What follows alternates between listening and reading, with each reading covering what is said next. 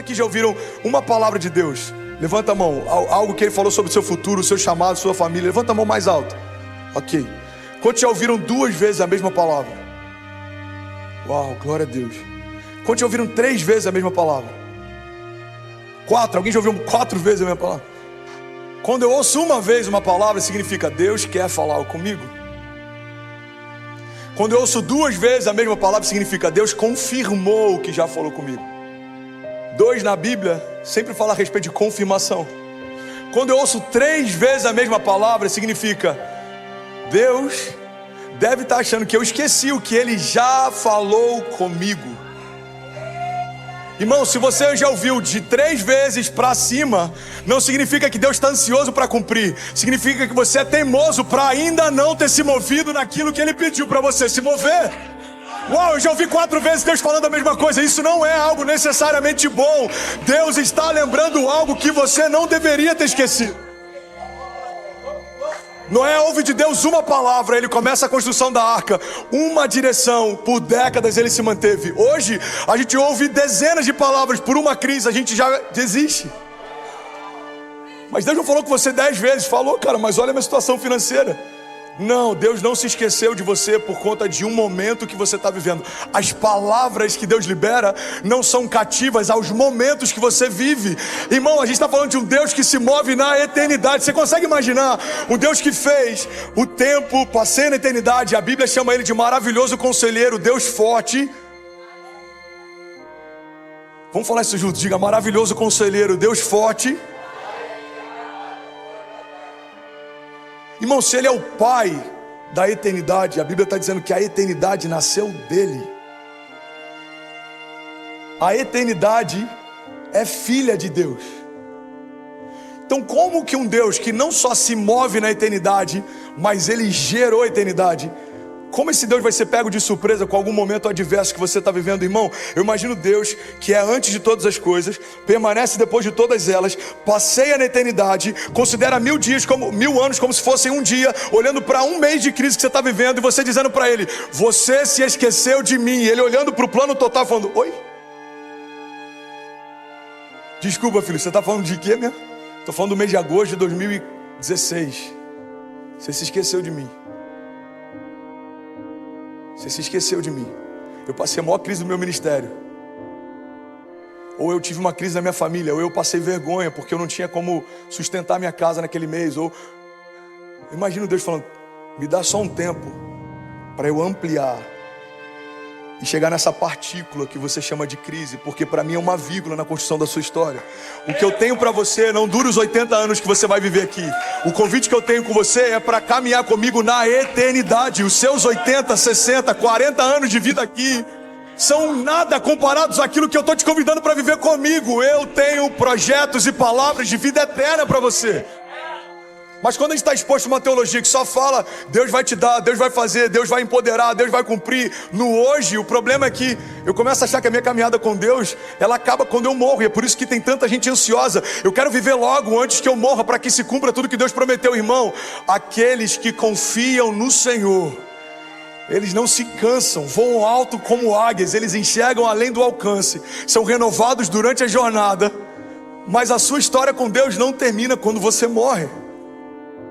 É interessante, quando a gente vai celebrar um casamento, uma das coisas que a gente normalmente ministra no final dos votos é que essa aliança dure até que a morte os separe. Mas o que Jesus fez com a gente é muito mais profundo. Os votos de casamento que Jesus fez com a noiva, de braços abertos naquela cruz, em outras palavras Ele estava dizendo: eu prometo que eu vou redimir vocês, que eu vou abençoar vocês, que eu vou trazer vocês de volta para a presença do meu Pai, que eu vou tirar a sentença, o jugo, o juízo, e vou dar para vocês filiação, sobrenome, paternidade, e eu prometo que eu vou ser um com você até que a morte nos aproxime. Um casamento natural pode sofrer uma separação quando alguém morre, mas o casamento que Jesus propõe com a noiva, na verdade ele vive uma aproximação quando a gente morre. É por isso, irmão, que viver é Cristo e morrer é lucro. Por quê? Porque estamos mais próximos daquele que vamos caminhar todos os dias da nossa vida. Você está comigo? problema é que às vezes a gente esquece de falar do céu. E é por isso que uma crise temporária rouba tanta alegria de tanta gente na igreja. Porque se eu estou olhando só para o tempo de agora, eu acho que um mês de crise significa uma ausência de Deus. José não acreditou que os anos de cativeiro eram uma ausência de Deus. E é por isso que ele viu a promessa se cumprir no tempo de Deus. Davi não acreditou que a perseguição de Saul era uma ausência de Deus. Por isso ele viu o cumprimento das promessas de Deus. Noé não acreditou que a demora na construção da arca era uma ausência de Deus. Você pode pegar qualquer herói da fé, qualquer homem que te inspira na Bíblia. Irmão, todos eles precisaram entender que a crise que eu vivo hoje não significa que Deus não esteja comigo. A palavra não se cumpre no dia que você recebe, a palavra se cumpre no dia que ela se cumpre. Quando ela se cumpre.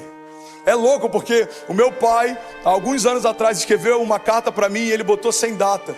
E por mais que ele não tivesse o entendimento de por que ele botou a data e deixou em branco, hoje a gente entende o porquê. E aí tempos depois, quando a gente foi enviado para cá, eu estava desmontando o meu gabinete lá em Niterói. E aí quando a gente pega a minha Bíblia, abriu e tinha um papel dentro. E era a carta do meu pai, falando sobre coisas que ele queria viver ao meu lado. E aí uma das coisas que ele estava dizendo era: filho, eu ainda vou ver você pregando em estádios em outras nações. Aí, pega isso, irmão. A gente está no gabinete aqui, no Green Room, antes de começar, segunda-feira. Vitor Hugo vira para ele e fala: Deus te deu um livramento. Que é a mesma palavra que meu pai recebeu no domingo ou no sábado. Alguém falou com ele: Deus está te dando um livramento. Eu sinto que tem algo no seu coração que é para roubar a alegria do pastor André, paralisar, trazer distração sobre esse mover de Deus. O inferno quer tocar você para parar ele. Mas um homem de Deus vai te dar a mesma palavra para confirmar o que eu estou falando. Isso foi no sábado. Chega na segunda, o Vitor Hugo fala: vejo Deus te dando um livramento no coração, suas artérias sendo desentupidas. E Deus te deu um bônus e acrescentou anos de vida para você ver o que você ainda não viu. Uma promessa de Deus de que o seu filho vai pregar em estádios e você vai estar lá com ele. E hoje eu estou pregando. Quem está aqui, acabou de chegar essa semana, é o médico que cuidou do meu coração quando eu quase morri alguns anos atrás. Você pode celebrar pelo Deus de detalhes que a gente serve. Aquela carta foi escrita, inspirada por uma visão que Deus deu, algo que Deus colocou no espírito dele. Aí Deus usa alguém através de uma palavra profética para trazer a sua memória: eu ainda não concluí o que disse que faria. Agora entende isso, irmão. Do dia em que aquela carta foi escrita até o dia em que ela vai se cumprir, tem muito sangue, suor e lágrima envolvido no meu ministério. Teve muita desonra, momentos difíceis, plantando igreja com 1000 e poucas pessoas, mas com a minha conta de luz cortada em casa. Vivendo algo incrível no ministério, mas passando desafios financeiros em casa. Irmão, não são só flores. Tem um provérbio oriental, já falei sobre ele alguma vez aqui, que diz que homens fortes criam tempos fáceis criam homens fracos criam homens difíceis. É cíclico. Então talvez algum momento difícil que Deus está permitindo que você enfrente, não é porque Ele não ama você, é porque Ele não quer que você seja mimado e pare na primeira retaliação, no nível que Ele quer te levar. Então, irmão, quando Deus me ensina a não ficar reclamando com uma batalha pequena, o meu caráter está sendo forjado para que as batalhas que Ele vai permitir que eu enfrente também não me parem no futuro, irmão. Quem aprendeu a lidar com ursas e leões enfrenta gigantes sem nenhum medo. O tempo do preparo não é o tempo da ausência de Deus. Você precisa de estrutura para receber a unção que Ele quer derramar sobre você.